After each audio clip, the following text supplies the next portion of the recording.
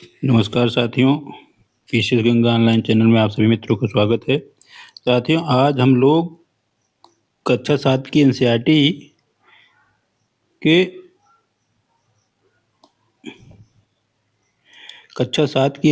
के अगले चैप्टर को पढ़ेंगे, जिसमें पृथ्वी और उसका वायुमंडल प्लस जलमंडल।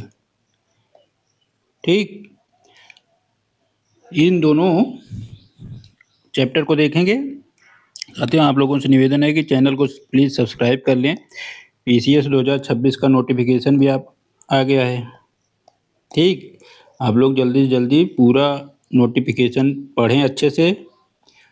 फिर जो जो पद आपके लिए योग्य है, स्पेशल जो पद आई हैं, नॉर्मल ग्रेजुएशन के बहुत सारे पद हैं, लेकिन जो स्पेशल एजुकेशन के लिए आते हैं उसमें से अगर आप उस योग्य हैं तो उस कॉलम को भी टिक करते हुए फॉर्म भर सकते हैं। और ओटीआर के बिना फॉर्म नहीं भरा जाएगा, एक बात याद रखिएगा। तो ओटीआर पहले कंफर्म कर लें। अगर ओटीआर में से कोई संशोधन करना है तो आप संशोधन कर सकते हैं। उन लोगों के लिए भी बता दूं जो अभी तक ईडब्ल्यूएस प्लस ओबीसी की वजह से नंबर ज़्यादा कट ऑफ जाते थे प्री में, अब की बार उसके कट ऑफ कम जाएगी, जनरल की कट ऑफ ज़्यादा जाएगी। तो जो लोग ईडब्ल्यूएस में अपना ईडब्ल्यूएस सर्टिफिकेट हटा के जनरल में टिक कर दिए हैं ओटीआर में, वो लोग ईडब्ल्यूएस को लगा सकते हैं अब की बार। तो ईडब्ल्यूएस का फ़ायदा प्री में मिलेगा। ठीक, चलिए शुरू करते हैं। वायुमंडल क्या है? ये कक्षा 7 की एनसीईआरटी है, भूगोल, याद रखिएगा। तो थोड़ा सा चीज़ें आपको सामान्य लगेंगी, लेकिन याद रखिए पेपर में क्वेश्चन यहीं से आते हैं। कक्षा 6 से लेके कक्षा 12 की एनसीईआरटी से ही आते हैं क्वेश्चन। अगर एनसीईआरटी और करंट अफेयर आपका कंफर्म है, प्री कोई नहीं रोक सकता। याद रखिएगा, प्री पास होने का सबसे अच्छा और सरल तरीका है पूरी एनसीईआरटी रट डालिए और करंट अफेयर अच्छे से पढ़ लीजिए। एक साल का आपका प्री कोई भी, चाहे आईएएस को चाहे पीसीएस का हो, प्री नहीं रुकेगा। ठीक, पृथ्वी के चारों ओर घनी चादर होती है, वायु की घनी चादर, जिसे वायुमंडल कहा जाता है। एक सामान्य है कि पृथ्वी के चारों ओर वायु की घनी चादर को वायुमंडल कहा जाता है। सभी जीव वायुमंडल पर ही निर्भर हैं। श्वसन के लिए यहाँ से वायु प्राप्त होती है। सूर्य की हानिकारक किरणों से हमें रक्षा करती है। किससे? सूर्य की किरणों से, खास करके अल्ट्रावायलेट। ठीक, अल्ट्रावायलेट या पराबैंगनी किरणों से हमारी रक्षा करती है। वायुमंडल का संघटक क्या है? यह अनेक गैसों का मिश्रण है। अनेक गैसों का मिश्रण है, जिसमें नाइट्रोजन, ऑक्सीजन सबसे ज्यादा है। साथ ही साथ थोड़ी बहुत मात्रा में अन्य गैसें पाई जाती हैं। धूल के कण भी पाए जाते हैं। ठीक, धूल के कण भी पाए जाते हैं।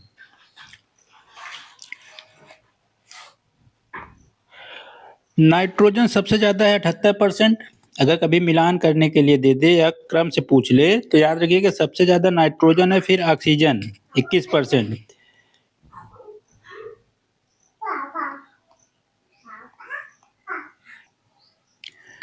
तो नाइट्रोजन सबसे ज्यादा है, उसके पश्चात है ऑक्सीजन, फिर आर्गन है। याद रखिएगा, कार्बन डाइऑक्साइड उसके बाद है चौथे स्थान पे। आर्गन करीब लगभग 0.93% के करीब है। ये मोटा मोटी आंकड़े हैं, एग्जैक्ट आंकड़े नहीं है, लेकिन ये प्रमाणित हैं एक तरह से। कार्बन डाइऑक्साइड कितना है? 0.03%। और साथ ही साथ 0.04 में अन्य सभी गैसें आती हैं। फार्मूला याद रख लीजिए, आपको बता दूं, कभी भी क्रम से मिलान करने का है ना, डबल आ है, याद रखिएगा, फिर कार्बन ना आ का, बस। ठीक, ना आ का 2 बार ऑक्सीजन आ है, एक ऑक्सीजन एक आर्गन फिर कार्बन डाइऑक्साइड। तो सबसे ज्यादा नाइट्रोजन, ऑक्सीजन, आर्गन और कार्बन डाइऑक्साइड। कार्बन डाइऑक्साइड इसमें बहुत महत्वपूर्ण भूमिका निभाता है तो बहुत कम परसेंट में। कार्बन डाइऑक्साइड वायुमंडल में फैलकर पृथ्वी से विकिरित है। पृथ्वी से विकिरित मतलब होता है, जैसे मान लीजिए पृथ्वी है, इसके धरातल से जो किरणें ऊष्मा के रूप में निकलती हैं, यह क्या करता है, वायुमंडल में रोक लेता है। ग्रीन हाउस गैस, मतलब कहने की मतलब है कि पृथ्वी से जो रेज निकलती हैं ऊष्मा के रूप में, इनको रोक लेता है। जब इनको रोक लेगा तो पृथ्वी का वातावरण गर्म बन जाता है, एक तरह से ग्रीन हाउस प्रभाव बनाता है। ठीक, जिसे ग्रीन हाउस गैस भी कहा जाता है, कार्बन डाइऑक्साइड को इसीलिए ग्रीन हाउस गैस भी कहा जाता है। इसके अभाव में धरती बहुत ठंडी हो सकती है। यह पृथ्वी के ऊष्मा संतुलन को बनाए रखने में बहुत महत्वपूर्ण भूमिका निभाती है। परंतु जब कारखानों, कारों आदि मतलब परिवहन के साधनों से धुएं निकलते हैं तो उसमें अत्यधिक मात्रा में कार्बन डाइऑक्साइड निकलती है। कार्बन डाइऑक्साइड का बढ़ना भी खतरनाक है, घटना भी खतरनाक है। एक बार आईएएस में यही पूछा था, आईएएस में पूछा था कि निम्न में से कौन सी गैस है जो जीवन के लिए बहुत उपयोगी भी है और इसके कम होने पर जीवन के लिए संकट भी है, तो वो कार्बन डाइऑक्साइड ही है। क्योंकि अत्यधिक मात्रा में होगी तो ग्लोबल वार्मिंग की घटना बहुत तेज बढ़ेगी, मतलब वैश्विक ताप बहुत तेज बढ़ेगा, और कम होगी तो पृथ्वी पे टेम्परेचर कम होने लगेगा। ठीक, जब इसकी मात्रा बढ़ती है तो पृथ्वी के तापमान में वृद्धि होती है, जिसे ग्लोबल वार्मिंग या भूमंडलीय तापन कहते हैं। वापन लिखा है, तापन कहते हैं। ठीक, तापमान अगर बढ़ता है तो ध्रुवीय क्षेत्रों की बर्फ पिघलती है और समुद्र का जल स्तर बढ़ने लगता है। समुद्र का जल स्तर बढ़ेगा तो किनारे जो तटीय शहर हैं या गांव, ग्रामीण इलाके हैं, ये डूबने के खतरे बढ़ते हैं। वर्तमान में अनेक ऐसे द्वीप हैं, ऐसे तटीय क्षेत्र हैं जो डूबने की कगार पे हैं। तटीय क्षेत्रों में बाढ़ भी आ जाती है, तटीय क्षेत्र डूबने के कगार पे पहुंच जाते हैं। ठीक, अब नाइट्रोजन का क्या महत्व है? नाइट्रोजन का महत्व यह है कि यह सबसे अधिक मात्रा में पाई जाती है। फेफड़ों में नाइट्रोजन, देखिए जब हम सांस लेते हैं तो याद रखिएगा नाइट्रोजन भी हमारे शरीर में जाती है। जब वायुमंडल में हम सांस लेते हैं तो हमारे सांस के माध्यम से शरीर में सारी गैसें प्रवेश करती हैं, लेकिन शरीर इस तरह से निर्मित है कि वह अपनी जरूरत के अनुसार ऑक्सीजन को लेता है, बाकी गैसों को हूबहू निकाल देता है। ठीक, तो नाइट्रोजन भी हमारे शरीर में जाता है, लेकिन हम उसे बाहर निकाल देते हैं। तो याद रखिएगा, कभी कभी दुविधा आपको हो जाए, प्रश्न पूछ ले तो आपको तो लगेगा कि यार हम तो ऑक्सीजन लेते हैं, कार्बन डाइऑक्साइड निकालते हैं। पौधे कार्बन डाइऑक्साइड लेते हैं, ऑक्सीजन निकालते हैं। तो नाइट्रोजन क्या है? नाइट्रोजन जितने परसेंट में है 78%, उतने ही प्रतिशत की मात्रा में हम सांस में उसको लेते हैं अंदर। हम उसी मात्रा को फिर बाहर भी निकाल देते हैं बिना कोई परिवर्तन किए। पौधे जो होते हैं वो सीधे नाइट्रोजन को ग्रहण नहीं कर पाते। ठीक, वह इसे किस रूप में ग्रहण करते हैं? नाइट्रेट के रूप में आप पढ़े होंगे, यह इसे नाइट्रेट के रूप में ग्रहण करते हैं। ठीक है, जब नाइट्रोजन की कमी हो जाती है पौधों को, देखते हैं कि हम लोग यूरिया या नाइट्रोजन संबंधित जो भी रासायनिक खाद है या कोई जैविक खाद, उर्वरक जो होते हैं, ये नाइट्रोजन की पूर्ति के लिए सप्लीमेंट के रूप में दिए जाते हैं। मृदा और कुछ पौधों की जड़ों में, जैसे मटर के पौधे हैं, चने के पौधे हैं, उसकी जड़ों में कुछ ऐसे जीवाणु पाए जाते हैं जो हवा से नाइट्रोजन लेके उसे नाइट्रेट के रूप में बदल देते हैं, जो पौधों के लिए उपयोगी होता है। आप पढ़ते हैं कि कुछ दलहनी फसल होती हैं जो सीधे वायुमंडल से नाइट्रोजन को लेके अपनी पौधों की जड़ों और तनाव में उसे नाइट्रेट के रूप में बदल देती हैं, और यही नाइट्रेट पौधों के लिए उपयोगी होता है। ठीक, अगर इसकी कमी होती है तो हम लोग रासायनिक उर्वरक के रूप में इसका उपयोग करते हैं। वायु चक्र क्या है? देखिए, वायु चक्र में पहले तो गर्म वायु ऊपर उठेगी और उसका स्थान लेने के लिए ठंडी वायु नीचे आती है। जैसे मान लीजिए एक कमरा है, अब कमरे में आपने हीटर जला दिया तो वायु गर्म होगी, तो जो वायु गर्म होगी वह ऊपर की ओर गमन करेगी। तो बाहर से जो ठंडी वायु है, जैसे खिड़की दरवाजा कहीं से भी खुला है कमरे में वो, तो नीचे से देखेंगे ठंडी वायु उस कमरे में प्रवेश करती रहती है। यही वायु चक्र है, मतलब एक तरफ से वायु निकल रही है, एक तरफ से वायु प्रवेश कर रही है। गर्म वायु हल्की होती है, इसलिए वो ऊपर की ओर प्रवेश करते हुए बाहर निकल जाती है, और ठंडी वायु भारी होती है, इसलिए नीचे से प्रवेश करती है। ठीक,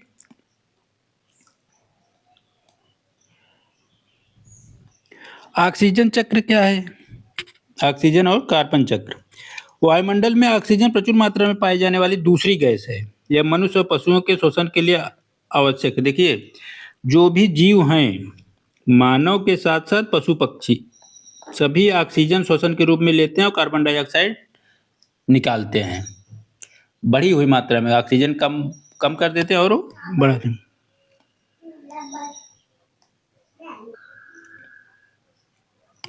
वायुमंडल में ऑक्सीजन दूसरी सबसे ज़्यादा पाई जाने वाली गैस है। ठीक, यह मानव साथ साथ पशुओं के श्वसन के लिए सबसे आवश्यक गैस है। अगर वायुमंडल में ऑक्सीजन नहीं होगी तो याद रखिएगा, आग लगना मुश्किल हो जाएगा। आग जो आप माचिस की तीली जलाते हैं या कोई भी आग लगाते हैं तो उसके लिए ऑक्सीजन जरूरी होता है। ठीक, जो हरे पादप होते हैं वह प्रकाश संश्लेषण क्रिया में ऑक्सीजन उत्पन्न करते हैं, अर्थात वो कार्बन डाइऑक्साइड ग्रहण करते हैं और ऑक्सीजन निकालते हैं। ठीक, मनुष्य और पशु कार्बन डाइऑक्साइड बाहर निकालते हैं। देखिए, प्रकृति का क्या नियम है, मतलब मानव और पशु कार्बन डाइऑक्साइड निकालते हैं और पौधे कार्बन डाइऑक्साइड ग्रहण करते हैं, तो संतुलन बना रहता है। ठीक, लेकिन मानव औद्योगिक क्रांति के अंधाधुंध दौड़ और वैज्ञानिक प्रगति के अंधाधुंध दौड़ में पृथ्वी का ऊष्मा संतुलन बिगाड़ दिया है। दो ही चीज है, एक औद्योगिक क्रांति, दूसरी वैज्ञानिक प्रगति। इन दोनों ने पृथ्वी के उस वायुमंडल के संतुलन को बिगाड़ा है। ठीक, इसीलिए कहा जाता है कि विज्ञान वरदान है तो अभिशाप है, और औद्योगिक क्रांति सकारात्मक और नकारात्मक पक्ष।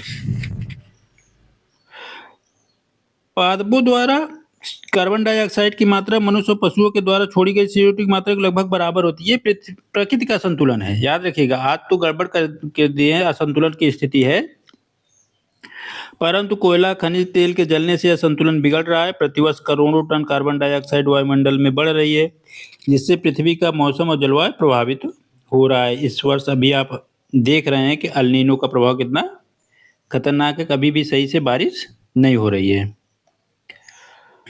देखिए, वायुमंडल की परतें, इस परत को याद रखिएगा, कई बार पूछा गया है, PCS IS सब में पूछा जाता है। सबसे नीचे क्या है?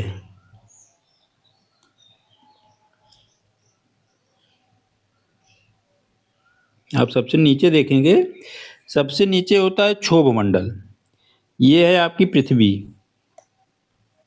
ये आपकी पृथ्वी है। ठीक, पृथ्वी के लगभग 13 किलोमीटर की ऊंचाई तक क्षोभ मंडल पाया जाता है। ठीक, 0 से 13 किलोमीटर की ऊंचाई पे यह बहुत महत्वपूर्ण परत है। इसी में वायु होते हैं, ज्यादातर गैसें इसी मंडल में पाई जाती हैं। ठीक, ज्यादातर गैसें इसी मंडल में पाई जाती हैं। मौसम की सभी घटनाएं, जो भी मौसम संबंधी घटनाएं घटती हैं, चाहे वर्षा हो, आंधी तूफान आना हुआ, ओला हुआ, कोहरा हुआ, ठीक, ये सभी घटनाएं इसी में होती हैं। मतलब मौसम संबंधी जो घटनाएं घटित होती हैं वह क्षोभ मंडल में घटित होती हैं। ठीक, इसकी ऊंचाई 13, इसके ऊपर पाया जाता है समताप मंडल। समताप नाम रखा है तो इसमें तापमान बढ़ता भी नहीं है, इसमें तापमान लगभग बराबर रहता है। इसकी ऊंचाई 13 से 50 किलोमीटर है। बादलों और मौसम संबंधी घटनाएं से मुक्त होता है, इसलिए इसी परत में वायुयान उड़ाए जाते हैं। आपके जेट या वायुयान जो भी हवाई जहाज उड़ाए जाते हैं वह किसमें? समताप मंडल में ही उड़ाए जाते हैं। शुरू में क्या होता है, जब उड़ान भरते हैं तो क्षोभ मंडल में, लेकिन धीरे धीरे बढ़ते बढ़ते ये समताप मंडल में प्रवेश कर जाते हैं, अर्थात लगभग 13 किलोमीटर की ऊंचाई पे हवाई जहाज उड़ते हैं, इससे ऊपर। क्यों? क्योंकि अब बादल और मौसम संबंधी घटनाओं से मुक्त होता है तो दुर्घटना होने के चांस कम होते हैं। ओजोन परत पाई जाती है।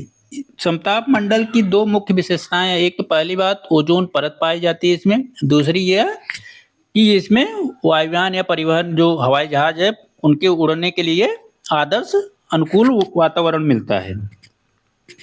ओजोन परत हानिकारक अल्ट्रावायलेट किरणों से हमारी रक्षा करती है। ठीक, तो ये दोनों चीजें याद रखिएगा। अब इसके बाद आता है मध्य मंडल। ये 50 से 80 किलोमीटर की ऊंचाई पे पाया जाता है मध्य मंडल। समताप मंडल के ऊपरी भाग है 50-80 किलोमीटर।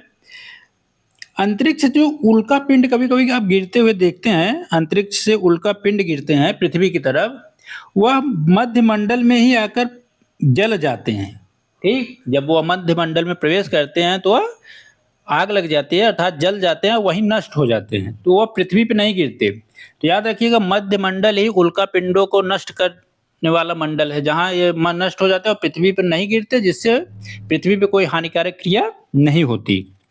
उसके ऊपर पाया जाता है बाह्य वायुमंडल, आयन मंडल जिसे कहा जाता है। ये 80 किलोमीटर से 400 किलोमीटर की ऊंचाई पे है। रेडियो संचार, ये याद रखिएगा ये चीजें, रेडियो संचार के लिए बहुत उपयोगी कौन सा मंडल है? आयन मंडल। रेडियो तरंगे इस परत को परावर्तित होकर पृथ्वी भेज देती हैं। जब पृथ्वी से कोई रेडियो तरंग जाती है तो यही मंडल उसे वापस करके पृथ्वी भेज देता है। कहने के मतलब है कि मान लीजिए ये इंडिया है, यहाँ से कोई रेज गई तो यहाँ से वापस करके मान लीजिए आप बांग्लादेश में भेज दिया। कोई आपका सर्वर है जिसके माध्यम से संचार हो रहा है, तो वही आयन मंडल से ही रेडियो तरंगे वापस भेजी जाती हैं, परावर्तित की जाती हैं। उसके ऊपर होता है बहिर्मंडल, ठीक? सबसे ऊपरी परत है, यह वायु की बहुत पतली परत है। हल्की गैसें हीलियम और हाइड्रोजन ही पाए जाते हैं यहाँ पे, ठीक? मुख्यतः इसकी ऊंचाई 400 से 1000 किलोमीटर तक मानी जाती है। स्फीयर कहते हैं, ठीक? और समताप को ट्रोपोस्फियर, मध्य को मीजोस्फियर और आयन मंडल को आयनोस्फियर। ये 4 याद रखिए। अब अंग्रेजी के उल्टे क्रम में आइए। कभी भी आपको क्रम करके मिलान करे या मतलब ऊपर से नीचे या नीचे से ऊपर। अगर ऊपर से नीचे से ऊपर पूछ रहा है तो अंग्रेजी का सबसे पहला अक्षर जो उन चारों ऑप्शनों में होगा वह यस होगा, फिर टी, फिर एम, तब आई। अब इसके अंग्रेजी के पहले अक्षर को याद रखिए। अगर पृथ्वी से ऊपर की तरफ पूछ रहा है तो ये क्रम होगा, और अगर ऊपर से पृथ्वी की क्रम पूछ रहा है तो आई एम टी एस, मतलब बढ़ते क्रम में हो जाएगा ऊपर से नीचे जब पूछेगा।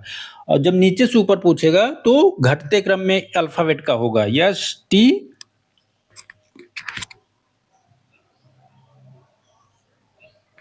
नहीं सॉरी,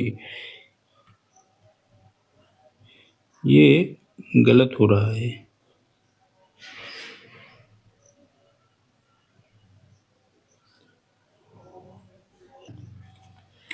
देखिए ये क्षोभ मंडल को क्या कहा जाता है?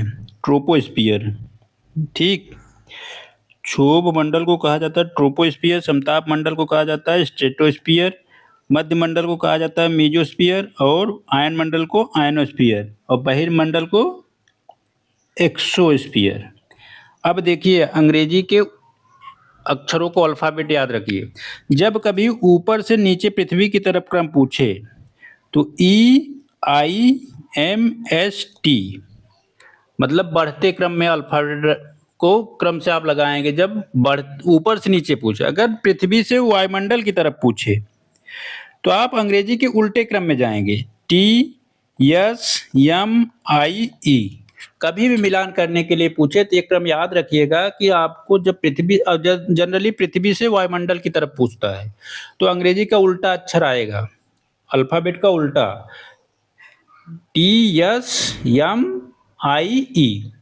ये क्रम याद रखिए, आप मिलान करने में कभी गलती नहीं होगी।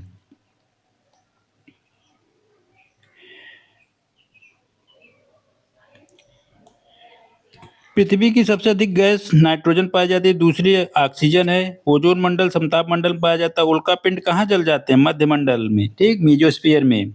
रेडियो तरंगे कहाँ परावर्तित होती है? आयन मंडल में, आयनोस्फीयर में। वायु चक्र क्या है? गर्म वायु ऊपर उठती है, ठंडी वायु उसका स्थान भरने के लिए नीचे आ जाती है। देखिए मौसम क्या है? मौसम और जलवायु को समझिएगा, कई बार इंटरव्यू पूछा जाता है। मौसम जो होता है 1 घंटे, 1 दिन या प्रतिदिन की स्थिति को दर्शाता है। आज का मौसम क्या है? रोज का मौसम बदलता रहता है, आंकड़े बदलते रहते हैं, लेकिन जलवायु एक दीर्घकालिक प्रक्रिया है। मौसम की ही दीर्घकालिक प्रक्रिया है, किसी स्थान विशेष के औसत मौसम को दर्शाता है। जैसे आप पढ़ते हैं उत्तर प्रदेश की जलवायु क्या है, तो उत्तर प्रदेश की जलवायु को आप अलग अलग भागों में बांट के देखते हैं, तो ये रोज नहीं बदलती। एक साल, 10 साल, 5 साल के अंतर को दर्शाती है। तापमान क्या है? वायु में मौजूद ताप और शीतलता के परिमाण को तापमान कहते हैं। ठीक, वायुमंडल का तापमान केवल दिन और रात में ही नहीं बल्कि ऋतुओं के अनुसार भी बदलता है। जैसे दिन रात में तापमान तो परिवर्तित होता रहता है, लेकिन ऋतु के अनुसार जैसे शरद ऋतु, ग्रीष्म ऋतु, शीत ऋतु, इसमें भी तापमान में परिवर्तन होता रहता है। आतपन क्या है?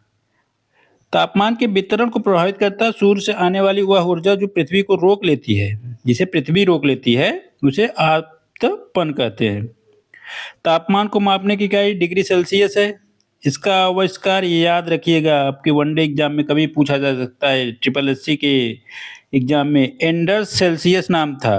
ठीक, 0 डिग्री पर जल जम जाता है, बर्फ बन जाता है और 100 डिग्री पे उबलता है। वायुदाब क्या है? वायु हमारे शरीर पर उच्च दाब के बल लगाती है, उच्च दाब के साथ बल लगाती है, जिसका अनुभव हम नहीं करते क्योंकि हमारे शरीर के अंदर से हमारी जो शिराएं हैं, शरीर इसके विपरीत बल लगाता है। ठीक, हमारे अंदर भी एक परिवहन तंत्र चलता रहता है, रक्त परिवहन तंत्र, जिससे वह एक एंटी बल लगाता है, जिससे हमें यह वायु दाब पता नहीं चलता। ठीक, यही हमारा शरीर विपरीत बल लगाता है। पृथ्वी की सतह पर वायु के भार द्वारा, यही याद रखिए, पृथ्वी की सतह पर वायु के भार द्वारा जो दाब लगाया जाता है वही वायु दाब है। वायुदाब ऊपर की ओर जाने पर तेजी से गिरता है। जैसे जैसे पृथ्वी से ऊपर की आप जाएंगे वायुदाब घटता है। समुद्र स्तर पर वायुदाब सर्वाधिक होता है। ये प्रश्न कई बार पूछा गया है, सर्वाधिक वायुदाब कहाँ प्रतीत होता है, पाया जाता है? तो समुद्री क्षेत्र पे। ऊंचाई पर यह घटता है। वायुदाब के क्षैतिज वितरण किसी स्थान पर उपस्थित वायु के ताप को प्रभावित करता है। अधिक तापमान वाले क्षेत्र में, याद रखिएगा भाई, अधिक तापमान में वायुदाब कम पाया जाएगा। ठीक, अधिक तापमान में निम्न वायुदाब क्षेत्र होता है। निम्न दाब बादल युक्त आकाश एवं नम मौसम के साथ जुड़ा होता है। कम तापमान वाले क्षेत्रों में वायु ठंडी होती है, फलस्वरूप वहां दाब भारी होता है।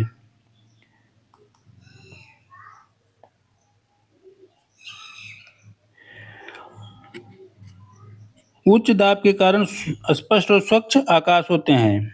भारी वायुदाब निमज्जित होकर उच्च वायुदाब का क्षेत्र बनाती है, तो उच्च दाब के कारण स्पष्ट एवं स्वच्छ आकाश होते हैं। वायुदाब सदैव उच्च दाब से निम्न दाब की ओर गमन करता है। मतलब समझिए, जैसे मान लीजिए एक कमरा है, इस कमरे में उच्च वायुदाब है और एक कमरा है दूसरा निम्न वायुदाब है, और दोनों को किसी पाइप द्वारा जोड़ दिया जाए तो उच्च दाब से निम्न दाब की ओर वायुदाब गमन करेगा, प्रवेश करेगा। तो जब ये प्रवेश करता है तो यहीं से एक क्रिया संचालित होती है जिसे हम पवन हवा एक कहते हैं। जब वायुदाब के कारण ही, कम वायुदाब या उच्च वायुदाब के कारण जो क्रियाएं होती हैं उससे हवा का संचलन शुरू होता है। नोट, याद रखिएगा, चंद्रमा पे कोई वायुमंडल नहीं है। ठीक, वहाँ वायु नहीं है। अंतरिक्ष यात्री जब चांद पे जाते हैं तो एक अंतरिक्ष पोशाक पहन के जाते हैं जो उनकी सेफ्टी के लिए होता है। अगर ये पोशाक न पहने तो उनके शरीर पर विपरीत बल लगने के कारण रक्त शिराएं फट जाएंगी, उनके शरीर की रक्त शिराएं फट जाएंगी और उनकी मृत्यु हो सकती है। इसी से बचने के लिए वो एक स्पेशल अंतरिक्ष पोशाक पहनते हैं, पैरासूट। ठीक, पवन क्या है? उच्च दाब से निम्न दाब की ओर वायु की गति को पवन कहते हैं। पवनें 3 प्रकार की होती हैं, अस्थाई, मौसमी और स्थानीय। एक अस्थाई होती हैं जो वर्ष भर लगातार बहती रहती हैं। एक होती है मौसमी पवन, मौसम के अनुसार परिवर्तित होती रहती है। एक होती है स्थानीय, किसी क्षेत्र विशेष में ही वो पाई जाती हैं। व्यापारिक पवनें जैसे होती हैं, व्यापारिक पश्चिमी और पूर्वी पवनें अस्थाई पवन है, यह वर्ष भर निश्चित दिशा और मार्ग में बहती रहती हैं। मौसमी पवन कौन से है? जो ऋतुओं के अनुसार अपनी दिशा बदलती रहती हैं। ठीक, जैसे भारत की मानसूनी पवन मानसून के आगमन पे ही बहती है, उसके पश्चात शांत हो जाती है। स्थानीय पवन क्या होती है? जैसे किसी छोटे क्षेत्र, वर्ष, दिन की विशेष अवधि में जो बहती हैं, जैसे स्थल समीर, समुद्र समीर। उत्तरी भारत में एक पवन बहती है लू, सिराको, यूरोप में बहती है। जैसे अनेक पवनें हैं, तो ये स्थानीय पवनें हैं। पवन का नाम उनके आने की दिशा के आधार पर भी निर्धारित किया जाता है, जैसे पश्चिम से आने वाले पवन को पछुआ पवन या पश्चिमी पवन कहा जाता है। ठीक।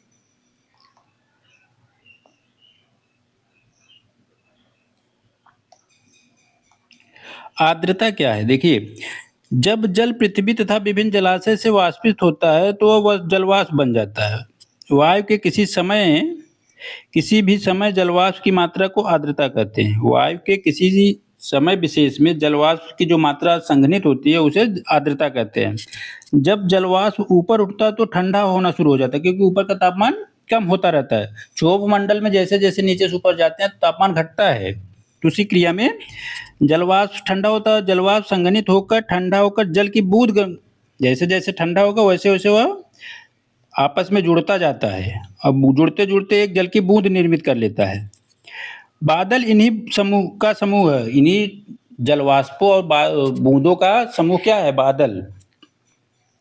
जब जल की बूंदें इतनी भारी हो जाती हैं कि वायुमंडल में तैर न सकें तो वह वर्षण के रूप में अर्थात वर्षा के रूप में नीचे गिर जाती हैं धरातल पे। ठीक। आकाश में उड़ते हुए जेट हवाई जहाज कभी कभी अपने पीछे एक सफेद पद देखते होंगे आप लोग। कभी कहते हैं ना कि एक जेट जा रहा है, पीछे सफेद सफेद धारी रेखा छोड़ता जा रहा है। इसी के संदर्भ में पदचिन्ह छोड़ता जाता है। उनके इंजन से निकली नमी, जो धुआं निकलता है वह संघनित हो जाता है। जब निकलता है गर्म होता है, लेकिन जैसे ही हवा में निकलता है तो वह मतलब ठंडा होकर संघनित हो जाता है और सफेद पूंछ के आकार का एक रस्सी के आकार का चिन्ह बनाते हुए आगे बढ़ जाता है। एक पथ का निर्माण करता है। पृथ्वी पर जल के रूप में गिरने वाला वर्षण ही वर्षा कहलाता है। पौधों और जीवों को जीवित रहने के लिए वर्षा महत्वपूर्ण है। वर्षण के रूप में हिम, वृष्टि, ओला सभी आते हैं। याद रखिएगा, वर्षण के रूप में ये तीनों आते हैं। ठीक। दूसरा मैटर है इसमें जल। पृथ्वी से पे जल का वितरण। जलमंडल, हम लोगों ने ऊपर वायुमंडल पढ़ा, जलमंडल है। पृथ्वी पर जलमंडल महासागर, समुद्र, नदियों, हिमनद, झील, भूजल, वायुमंडलीय जलवाष्प के रूप में पाए जाते हैं। लगभग 71% जल आच्छादित पूरे भूमंडल का, मतलब पूरे पृथ्वी पे लगभग 71% जल है जो विभिन्न रूपों में है, और 29% के लगभग आपकी पृथ्वी है। पृथ्वी मतलब स्थल मंडल। और कुल 71% में, अब ध्यान रखिएगा, कुल 100% नहीं, 71% को अगर हम 100% कर दें तो इस 100% में 97.3% महासागर का जल है, खारा जल। सिर्फ 2.7% जल ही मीठा या फ्रेश वाटर है, जैसे नदी का जल है, आपका झीलें हैं, भूजल है। ठीक। हिमनद है। जल चक्र क्या है? वह प्रक्रिया जिसमें जल निरंतर अपना रूप बदलते हुए महासागरों, वायुमंडल, स्थल मंडल के बीच संचरण करता रहता है, वही जल मंडल है। पृथ्वी पर औसत जल वितरण में देखेंगे तो महासागर में 100% में है आंकड़े। ठीक। उसी 71% को जब हम 100% बदल देते हैं तो अब देखते हैं 97.3% क्या है? महासागर और समुद्र। हिमनद 2% है। याद रखिएगा इस क्रम को। आप लोगों को लगता है कि भूजल सर्वाधिक है, नदियों का जल, नहीं। भूजल 0.68% है। खारा जल कितना है? 0.009%। आंतरिक समुद्र 0.009%। वायुमंडल में जलवाष्प के रूप में जो चीजें पाई जाती हैं कितनी है? बहुत कम, 0.0019%। और नदियों में तो बहुत कम है। नदियों का प्रतिशत तो बहुत कम है जल के रूप में, सोच लीजिए, 0.0001%। नदियों में उपलब्ध जल पृथ्वी के कुल जल का इतना ही परसेंट है, जबकि मानव उपयोग का प्रमुख स्रोत है यह। आज भी नदियां का उपयोग, जल उपयोग बहुत मायने रखता है। लवणता क्या है? लवणता याद रखिएगा, 1000 ग्राम जल में घुले हुए लवणों की मात्रा को माना जाता है। 1000 ग्राम जल में अगर कोई लवण घुला हुआ है तो उसे लवणता कहते हैं। महासागरों की औसत लवणता 35% है। सबसे ज्यादा लवणता किस झील की पाई जाती है? आप लोग कमेंट में बताइएगा। ठीक। किस झील की सर्वाधिक लवणता पाई जाती है? आप लोग कमेंट में बताइएगा। 2-3 झील का नाम बताइए, जैसे मृत सागर सबसे सर्वाधिक है डेड सी। लेकिन आप लोग कमेंट बताइए कि भारत में सर्वाधिक लवणता किसकी पाई जाती है? भारत में सबसे लवणी झील कौन-सी है? कमेंट में बताइए किसको, ठीक?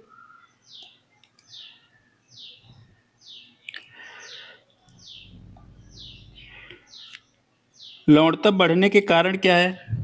अधिक वाष्पीकरण होगा, कम वर्षा होगी, बंद बेसिन वाली झीलें, जैसे जो झील है, अगर यहाँ नदियों का जल नहीं आ रहा है फ्रेश वाटर, तो यहाँ लवणता बढ़ती जाती है, ठीक?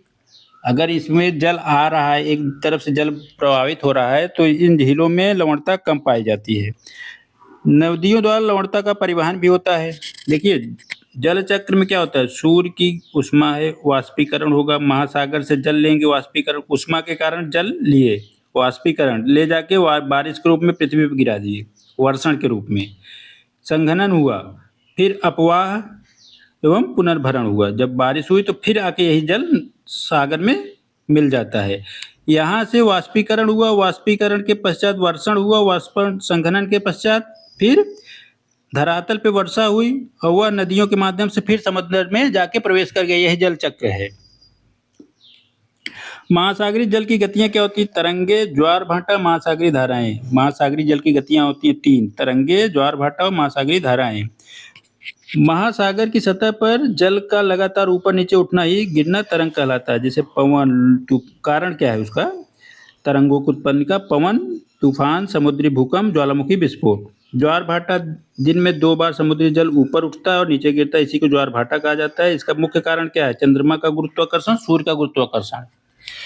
ज्वार भाटे का मुख्य कारण सूर्य और चंद्रमा का गुरुत्वाकर्षण ही है। याद रखिएगा, कभी भी पूछे तो भ्रमित मत होइएगा। ज्वार भाटे का मुख्य कारण। महासागरीय धाराएं क्या है? महासागरों में निश्चित दिशा में बहने वाली जल धाराएं ही महासागरीय धाराएं कहलाती है। ये निश्चित दिशा में बहती हैं, इसको महासागरीय धाराएं पढ़ाएंगे तो उसमें देखेंगे, ठीक? अब सुनामी क्या है? अक्सर आप पढ़ते हैं सुनामी के बारे में। सुनामी क्या है कि जब मान लीजिए समंदर है और समंदर में किसी कारण भूकंप आया या ज्वालामुखी विस्फोट हुआ, तो इसमें परमाणु विस्फोट कर दिया जाए, तो इनकी जो वो होती है, क्या नाम है, प्रवाह या गमन शक्ति, ये बहुत तेजी से ऊंची ऊंची लहरें उत्पन्न होती हैं और यह धरातल की तरफ प्रवेश करती हैं, शहरों की तरफ, ग्रामीण इलाकों में, ठीक? समुद्र तल में भूकंप, ज्वालामुखी, भूस्खलन के कारण विशाल समुद्री तरंगों को ही सुनामी कहते हैं। जब ये धरातल की तरफ प्रवेश करती हैं जिसे सुनामी कहा जाता है। जैसे 2004 में हिंद महासागर में सुनामी आई थी, ठीक? कारण था सुमात्रा में भूकंप, रिक्टर पैमाने पे 9 रिक्टर पैमाने भूकंप आया था। इसका प्रभाव भारत, श्रीलंका, इंडोनेशिया तक देखा गया था। सुनामी जापानी शब्द है, याद रखना। इसका अर्थ होता है बंदरगाह तरंगे या बंदरगाह की ओर आती हुई तरंगे।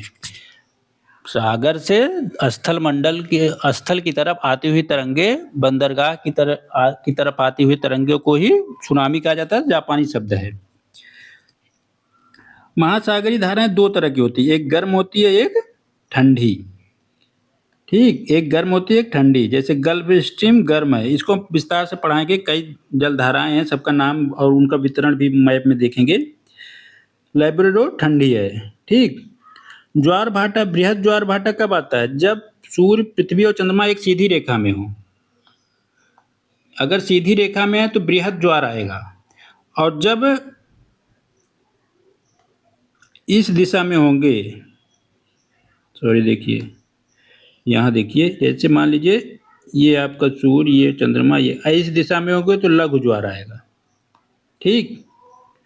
इस तरह से होंगे तो लघु ज्वार आएगा जब समकोण पे होंगे, और जब सीधी रेखा में होंगे तो बृहद ज्वार। और इसका कारण 2 दिन याद रख लीजिए, पूर्णिमा और अमावस्या को तो बृहद ज्वार आता है, क्योंकि इस समय सीधी रेखा में होते हैं सूर्य, चंद्रमा, पृथ्वी। और लघु ज्वार जो आता है अक्सर 7वीं या 8वीं तिथि को, जो हिंदी मास का 7वीं 8वीं तिथि है, 7वीं 8वीं, उन दिनों पे उत्पन्न होता है। महत्व क्या है ज्वार भाटे का? यह नौवहन में सहायक होते हैं, मत्स्य पालन में उपयोगी होती है, ज्वारीय ऊर्जा उत्पन्न होती है ज्वार भाटा से, बंदरगाह के संचालन के लिए भी सहायक होते हैं। कुछ बंदरगाह ऐसे हैं जो ज्वार भाटे के कारण ही खुलते हैं, ठीक? वो क्योंकि ज्वार भाटा आता है तो उसमें जल की मात्रा बढ़ती है तो परिवहन में सहायक होती है। कभी-कभी वो सूख जाते हैं ऐसे बंदरगाहें। जहाँ गर्म और ठंडी धाराएँ मिलती हैं वहाँ श्रेष्ठ मत्स्य पालन होता है, जैसे जापान और अमेरिका के पूर्वी तट। जापान का तट है वहाँ मत्स्य पालन बहुत होता है, अमेरिका का पूर्वी तट। तो याद रखिएगा ये आर्थिक रूप से महत्वपूर्ण भी हैं। गर्म और ठंडी जलधाराएँ जब आपस में मिलती हैं तो वहाँ मत्स्य पालन की क्रिया अच्छी मानी जाती है। ठीक? देखिए ये मैप है, समझने का प्रयास करिए। लघु ज्वार, ये सूर्य है, ये पृथ्वी है, ये चंद्रमा है। मैंने बताया कि सप्तमी और अष्टमी की तिथि को लघु ज्वार आते हैं। जब चंद्रमा, पृथ्वी, सूर्य, जरूरी नहीं कि चंद्रमा हमेशा बीच में रहे, चंद्रमा इस पार भी अगर आ जाएगा और सीधी रेखा में रहेगा, ठीक, पूर्णिमा अमावस्या की तिथि को, तो बृहत ज्वार आएगा। देखिए इस समय तो क्या है, इस समय है पूर्णिमा, क्योंकि चंद्रमा बीच में, सूर्य की किरणें सीधी पड़ेंगी, पृथ्वी से चंद्रमा पूरा दिखेगा। लेकिन जब यही चंद्रमा इस पार आ जाएगा तो अमावस्या की तिथि आ जाएगी। क्यों? क्योंकि अब पृथ्वी बीच में आ गई, सूर्य की किरणें चंद्रमा पे सीधी नहीं पड़ेगी, चंद्रमा विलुप्त हो जाता है। अमावस्या के दिन चंद्रमा दिन रात में नहीं दिखता, तो लेकिन है तो सीधी रेखा में। तो याद रखिएगा अमावस्या और पूर्णिमा को बृहत ज्वार आते हैं, जैसे ये परिस्थिति है। देखिए इसमें कुछ जलधाराएं हैं, देखते हैं, लेकिन इसको आगे पढ़ेंगे पूरा विस्तार से। ये आपका दक्षिणी अमेरिका, उत्तरी अमेरिका, ये आपका यूरोप, ये आपका अफ्रीका, ये आपका यूरोप का रसिया वाला क्षेत्र, इंडिया है, ऑस्ट्रेलिया। ठीक, एक एक क्रम से देखते हैं तो ये आपका पश्चिमी अमेरिका का क्षेत्र है। यहाँ देखिए विषुवत रेखा से एक चीज हमेशा याद रखिएगा, विषुवत रेखा से जब कोई भी धाराएं ऊपर की तरफ जाएंगी या नीचे की तरफ, तो वह हमेशा गर्म धाराएं होंगी। जो समुद्री धारा विषुवत रेखा से ऊपर की तरफ गमन करेगी या नीचे की तरफ, वह गर्म होगी, अर्थात उसकी उत्पत्ति स्थल विषुवत रेखा है तो वह गर्म जल धारा है। लेकिन अगर वह विषुवत की ओर गमन करती है, जैसे नीली लाइन जो है देखेंगे, रेड लाइन गर्म है और नीली लाइन ठंडी है। जब वह ध्रुवों से विषुवत रेखा की ओर गमन करेगी तो वह ठंडी जलधारा होगी। ठीक, क्या होगी? ठंडी, अर्थात इधर गमन करेगी तो गर्म, और जब ऊपर से नीचे या नीचे से ऊपर की गमन करेगी तो ठंडी जलधारा है। ठीक, इसको आप देख लीजिएगा, इसको हम विस्तार से और क्लियर करके पढ़ाएंगे। ठीक, 2-3 धारा जैसे याद रखिएगा। हिंद महासागर में कौन सी है? अल्गुनहास। ठीक, पश्चिमी ऑस्ट्रेलियन धारा है क्यूरोसियस, जापान के तट पे पाई जाती है ओआसियो। फाकलैंड ठंडी है, हम्बोल्ट या पेरू ठंडी जलधारा है, ब्राजीलियन गर्म जलधारा है, वेनेजुएला ठंडी जलधारा है, कैनरीज ठंडी जलधारा है, कैलिफोर्निया की ठंडी जलधारा है। ठीक, इस तरह से आप देखेंगे, इसको और विस्तारित पढ़ाएंगे क्योंकि इससे प्रश्न पूछते हैं। ठीक, तब तक के लिए नमस्कार। प्लीज़ चैनल को ज़रूर सब्सक्राइब करें।